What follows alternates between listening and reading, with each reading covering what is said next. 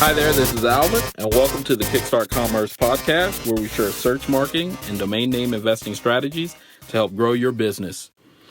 In today's episode, I'll discuss 10 tactics to getting the best price for your domain. And so obviously, oftentimes, it's like shooting in the dark when you are trying to figure out how to price a domain.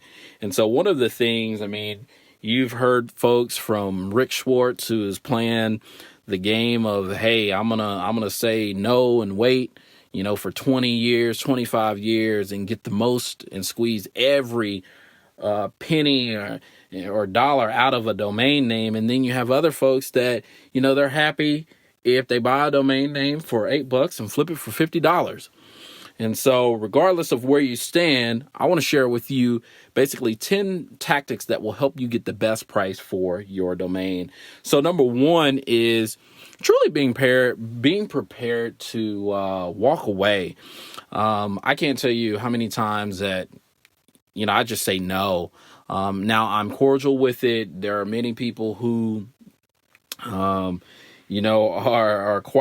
use quite colorful language. I'll put it that way. That they tell people that hey, they should be embarrassed for lowballing, and sometimes people should be ashamed of themselves for sending in a lowball offer, especially if they are like another domain investor. But in some cases with buyers, the buyers just don't know any better, and so they truly need to be educated. And so simply just saying no thanks, or saying, hey, while I'm grateful for your offer, it's quite well below the market value for whatever the domain is. And so you never know what may happen. It may not work out, that initial inquiry, but that buyer may wait a few months and come back, or they may go back, establish themselves a budget, and then come back to you at a later date. So you never want to, burn that bridge relationally when it comes to a domain name. And so be prepared to walk away, but do so in a way that leaves the door open that person could come back.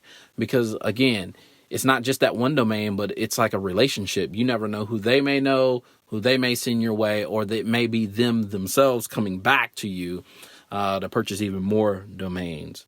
And so know what your price is, but also just know that if it doesn't work out, you got to be willing to walk away. It's like buying a car.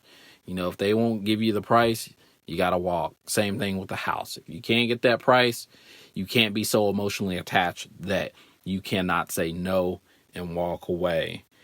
And so that's number one. Number two is, don't think about or don't allow for them to bring what you paid into a negotiation. And so what's interesting to me is oftentimes, especially if I'm purchasing an expired domain auction and there are other bidders that are bidding on the domain and I win the domain, they typically follow up once the domain is transferred, and then they'll tell me like, well, hey, I know because I was actually bidding on that domain and I know that you only paid $120 for it. So why are you asking for $1,300, $1,400?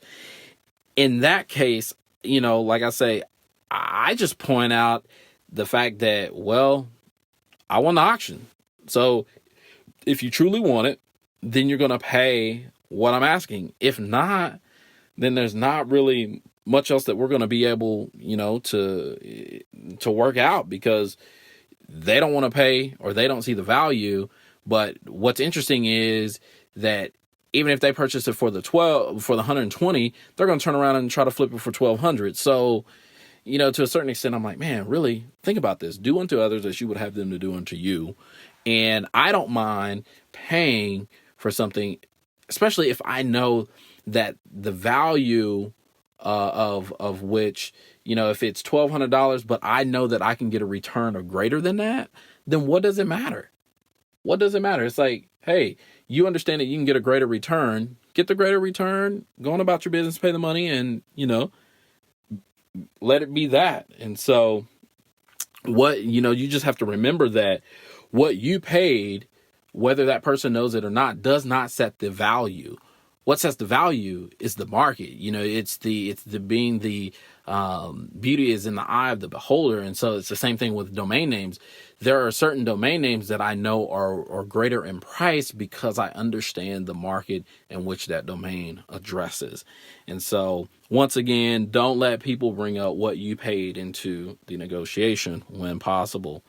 Now, number 3, which everybody has to, especially domain investors, really just have to come to their senses and truly just be realistic. Now, in most cases, the sweet spot for domains are probably going to be anywhere between that $2,500 to $3,000, or if you want a bigger range, $2,000 to $5,000. That's where most domains are going to land. Now, if you're talking about your ultra premium, your pain.com, ring.com, those don't fit this scale. But for the most part, if we said, hey, a good 90 to 95% of the domains, and likely higher, I'd probably say anywhere from 96 to 97% of most domains are going to fall between the $2,000 to $5,000 mark. So, be realistic.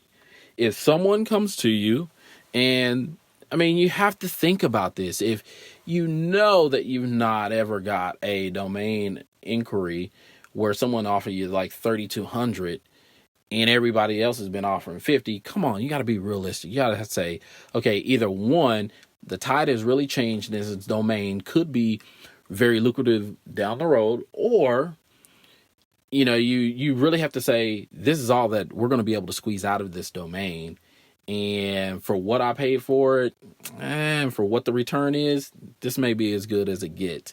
So be realistic. Don't come into a negotiation saying, I want, $12 million for this domain, and it, the domain even barely passes the radio test. It's like, no, that domain is trash. That domain is not worth anything. And so, especially if it's not passing the radio test. So that being said, be realistic. Be realistic. So number 4, you have to put good financial data to use when you are considering what a domain is actually worth. And so a lot of people will say, well, is it okay to use Estabot? Is it okay to use domain appraisal tools? Use them at your own risk, but at the same time, those tools are automated tools that don't necessarily take into the fact the intrinsic value of domains. And so I'd say lean more on human nature of what you can bring and what data points and what knowledge that you can bring to make the case for a domain's value. It's all based on it, and a lot of times, a lot of people will say, well, I know what you bought it for, or I know what it sold for in the past. Well, that's the past. You don't go to someone in their house and say, well, 10 years ago, you bought the house for X and that's what I want to buy it for. Well, no, that's not how this works. And so if it doesn't work that way in terms of physical real estate or just the tangible items, then it sure isn't going to work that way with virtual or intangible items. So, you have to think in the same regards in terms of domain names. It's like, it's all about the potential. It's all about what value does this bring, not the cost, but what value does it bring? And so you'll want to put good financial data there. So number 5 is taking your time when you're negotiating and communicating. Like, don't feel that you have to be rushed. Don't feel that, oh, I got to respond because I got this in at 5:32. I got to respond by 6:00. No, take your time. Take your time. Again, they're, making an inquiry of something you own, of something that they see value in that you own. It's up to you at whether or not you even entertain that offer. And so take your time. If people can sense that you're desperate, then they're going to start using that against you in terms of the domain negotiation. And that's what you don't want. If it seems that you're coming off too desperate, you're not going to get that asking price that you are. And so you have to realize, take anywhere from, 2 days to 3 days. And if need be, take a week. Take as long as you need, because once again, you are the domain owner. And as long as you keep paying that renewal fee, you're going to always own that domain until they make the appropriate offer that you feel is the best value for that domain. That being said, never negotiate on a whim. And, just be sound. Use sound judgment when you choose to respond and how you choose to respond. So that's number 5 in terms of just taking your time when you negotiate and communicate with a domain buyer. Number 6 is doing your research. Really go and try to figure out the buyer, who the buyer is. If they're sending you email from a Hotmail account and you can't determine who the person is, or if it's a Gmail or Yahoo account, likely is the case, they're trying to use an alias on you, and they're likely trying to hide their true identity. In that case, me personally, I don't even negotiate with them. I just let it be. If I state whatever it is, and if they pay it, great. If they don't, oh well, that's on them.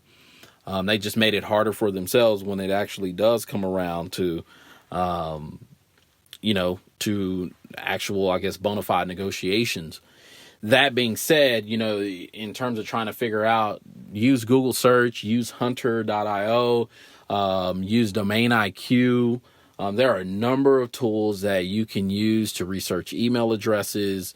Use LinkedIn where possible, all social networks. So Facebook, Twitter, use everything to try to find out as much as you can about the buyer, because the more that you can find out, the better that will play in terms of, trying to price or trying to determine what the overall value proposition is for that domain name for that given buyer. So try to figure out the buyer as quick as possible.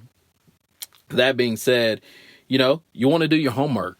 And this is where, using tools like namebio.com or DN Journal, it's tough because, again, there are really not comparable. There are really no comps for certain domain names. And so, you're kind of, I guess you'd say, you're kind of searching around in the dark, trying to figure out what the appropriate value proposition is for a given domain. So, you really have to say and begin to ask yourself deep questions in terms of what market does this domain serve? Does it serve more than one market? Does it have more than one meaning? Is it positive? Is it negative in terms of the meaning? And then are there other domains that are available? Because if there are variations that are available, then why would someone want to pay, 4, 5, 6 figures when they can go get the variation and do just as good, if not better, based on their marketing plan? And so you'll want to make sure that, look at extensions. Are the other extensions available or registered? If they're all registered, then that just increases your value that much more. If they're not, then you have to lower the value to where it has to be, again, something that's realistic. And so the more that you're able to determine and identify the factors that play into this negotiation and determining the value proposition for that domain, then the better you'll be, the more confident you'll be in terms of really being able to state your case at why the asking price for that domain is what it is. So, do your homework. Number 8, it goes without saying, but, don't get caught up in your emotions. Insults are going to fly. They have been since the beginning of the internet in terms of domain names being sold. People feel that, it's crazy, but people have this entitlement of, well, I'm the one that thought of the company name, and so that domain should be mine. Well, great. But guess what? You could also say, well, I thought about, I wanted beachfront property and I wanted it to be on Texas, and I went and I found the perfect place that I'd actually dreamt about, and it's owned by somebody else. Well, I should just sue them, call them out of their name, and they'll give me what I want. Good luck if that is the negotiation tactic. As well as from the seller side, you don't want to get into hurling insults at the buyer. And because all it takes is one, and again, you get back and forth in email, and we're all just one click away, all one post away from being put on blast and things going viral. And it's like, once you make that first impression, whatever it is, you better hope that it's a good one. But if not, if you're the one caught with your proverbial pants down in terms of hurling insults and being insensitive and whatnot, then the chips are going to fall where they may, and they're not going to fall into your favor. They're going to fall against you, and no one is going to want to do business with you. So don't get into that. Simply thank people, move on down the line. If they change their course of action, great. If they don't, great. There's more than that, just that one buyer that's out there. So don't be insulted. Don't get caught up into the emotions and the back and forth between a negotiation, whether they give you the price that they want or not. Just know that, hey, you're in this to ensure that the right buyer is matched to the given domain that you own or domains that you own. So let that be that. Number 9 is more so, don't overinflate your domain.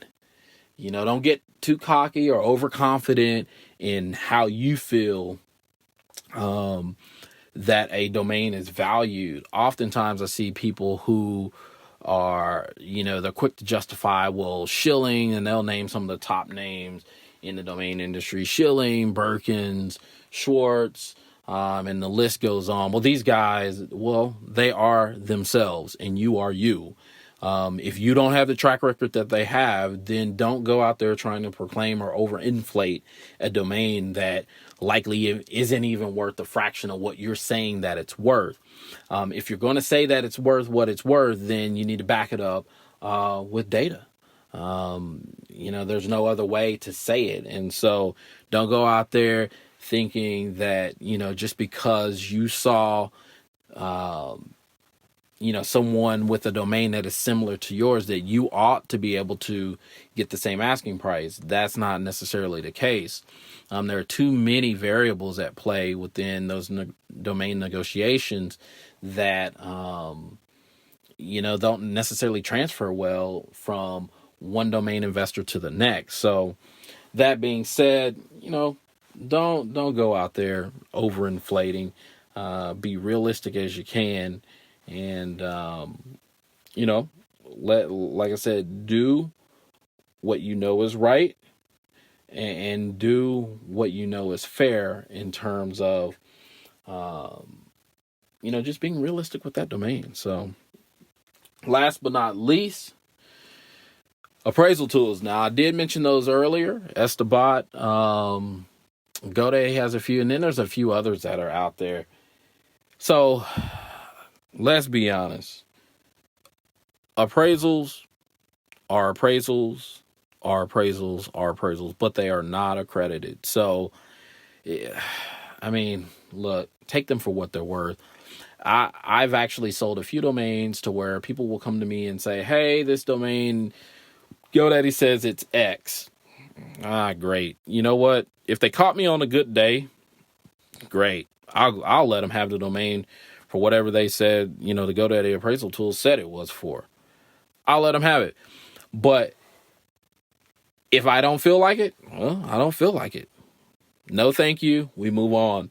But a lot of times buyers will, and even sellers will, try to use domain appraisals to justify their case. I go, that's the weakest stance in the book, is using something that's not even accredited.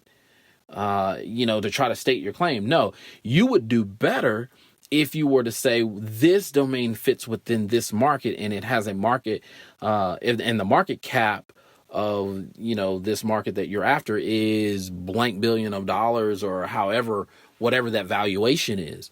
And then based on the valuation and based on the number of variations that are available or not available, you do better to go that path than to go the non-accredited domain appraisal tool path. It's like everybody wants to, go look at Google AdWords or keyword search volume and, use that as multipliers. And that's a good starting point, but that's only one of many factors to consider. So some cases you'll find that one domain appraisal tool will, it may tell you $200 for a domain, while the other may tell you $20,000. Well, what do you do? I mean, do you just split the difference and take the average? Maybe so. In that case, I go, if they're that far away from one another, then you really have to do a deep dive, get in there, do your homework. But remember, the appraisals are not accredited. They are simply a best guess. They may be a guide, but they are not truly, worth their weight in gold in terms of being able to say, this is a finite value for a given domain based on these finite factors. So, I just kind of look at them. Like I said, if someone makes me an offer and they use it and they catch me on a good day, great, you can have the domain. If not, well, you won't get the domain. Simple as that. So, be mindful of that and just know that not every domain you're going to hit a home run. I mean, it's like baseball. Like sometimes you're going to have to bunt. Other times we need just to get on base. We need singles. You may have to quick flip a domain that you paid, let's say you bought it in closeout for $13-14, or, you bought it for $50 and you sell it for $350. Hey, hit that single, hit as many singles as you can. Understand that trying to swing for the fence or trying to hit the grand slam, my belief is those are far and few in between. When they do come, yes, you'll want to hit them and hit them well. But in the meantime, in between time, work on the singles, work the bunt, work the double, work the triple. It's just going, hey, you really have to hone in on the finer aspects of domain investing and not just settle on, oh, I'm going to be the next Schwartz, I want to be the next Schilling or Birkins or what have you, whatever that pie in the sky dream is. It's great to have, but you also got to be realistic in terms of how do you build on your way to those big sales.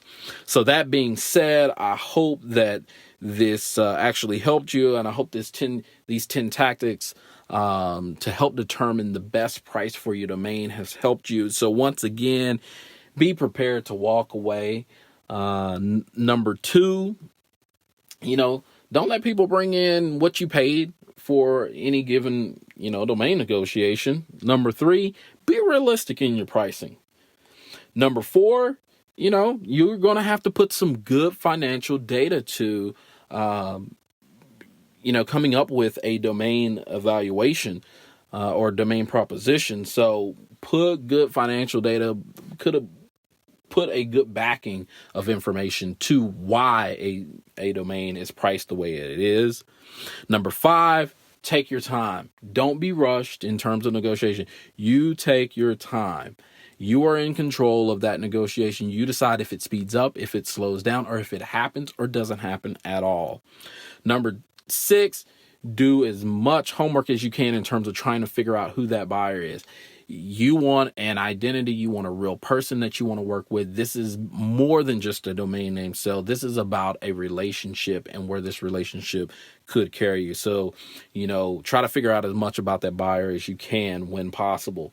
Number 7, always, always, always do your homework here. You don't want to just pie in the sky number, pull something out your butt and that's the domain name, right? No, do your homework. People can understand when you're making things up, and people will know that based on your confidence and how you present the deal, they're going to know whether or not that's real. So do your homework when possible, using a variety of tools that are out there to try to get comps, whether it's dnjournal.com or whether that's named by number 8. Don't get caught up in your emotions. Don't get caught in the insult hurling and none of that stuff. Just, if somebody comes in with a lowball offer, well, you may have a blog post that will educate them. Or you may have to write or articulate an email that educates them at why their offer is as low as it is. Especially if they are truly a real buyer or a novice buying for the first time. Number 9, don't overinflate your domain. Don't oversell it. Don't overqualify it. Be realistic, not only with the pricing, but be realistic about the domain based on the domain variations that are available or registered, as well as how does this domain fit within a single market or industry or multi-market and industry. So don't over inflate. So last but not least, remember, appraisal tools are nothing but guides. They are not they're not accreditations of any sort. They're not, saying, hey, this is the finite value of a domain. It is hard enough to figure out a domain's value in terms of what you want to pay for it when you're in a domain auction. So you can only imagine what that is in terms of just buying third party. So, use those domain appraisals, whether you're a seller or whether you're a buyer, but understand that they are a small fraction of the equation when dealing with domain negotiations. And so I hope that these tips and tricks will help you in terms of determining the best price for your domain and how you negotiate. And I wish you the best and hope that you end up with sales based on some of these tactics. And so with that, we're out of time. So thank you, listeners, for tuning in to Kickstart Commerce, where we share search marketing and domain name strategies to help grow your business. Please subscribe to this podcast via iTunes, Google Play, Stitcher, or Podbean. Last but not least, please visit kickstartcommerce.com to subscribe to the weekly newsletter sharing tips and tricks about the disciplines of digital strategy. Thanks, and that's all for now.